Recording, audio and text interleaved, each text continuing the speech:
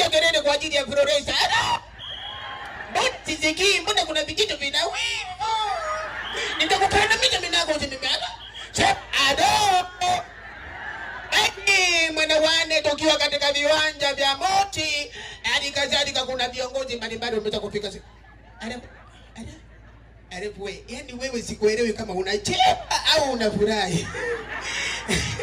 Basi mwanawane katika viwanja hivi, tupo katika viwanja vya subiri nimesemaje kwa.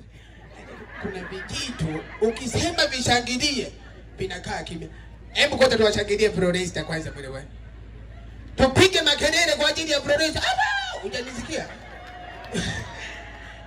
Sema ado. Sema ado.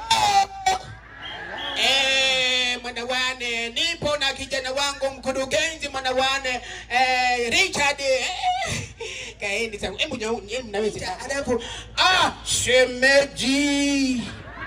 Ni atatwana. Basi tuko hapa eti kwa sababu mwanawane mimi ndio nilikuwa mtangazaji kwenye ile kipindi mwanawane. Basi namkaribisha dada Kiboga naye apate kuzungumza. Habari za saizi babu ala. Na msana mdo hali babu Dubai upo hapo. Halo, tupo kwa jina Florence babu. Yaani jicho tu babu, jicho risasi. Halo. Basi mwanawane nalifunga lijaji hili nikiwa niite masaa mwanawane mkandamizaji. Alafu na wana kamera mbona wako busy hivi? Basi kwamba muda wenyewe sauti ni nyingi sana, wachekeshaji ni wengi sana, lakini hatuwezi tukamsahau Pembe na mwenzake Senga kidogo katika viwanja vya Moshi. Tumsikilize. Maana yangu taasitimu naitwa Senga. Nilipokuja hapa Florence, nimekumbuka nilipoona pale miti nikasema niko kutukushu.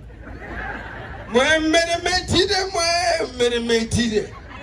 Yaani nikitoka hapa cha kwanza nikienda Sido naenda kupanda matakapera. Unafahamu? Mapera chichi. Kwa sababu siko peke yangu, niko na Pembe asalimie kidogo. Yani niko hapa na Senga. Tunahakikisha kwamba mambo yanakuwa vizuri hivi. Asalamu alaykum.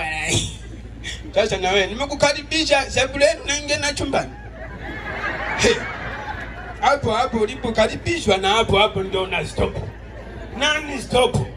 Yani Senga wewe mshamba tu. Nasema yani tunafurahi kwa ajili ya Florence.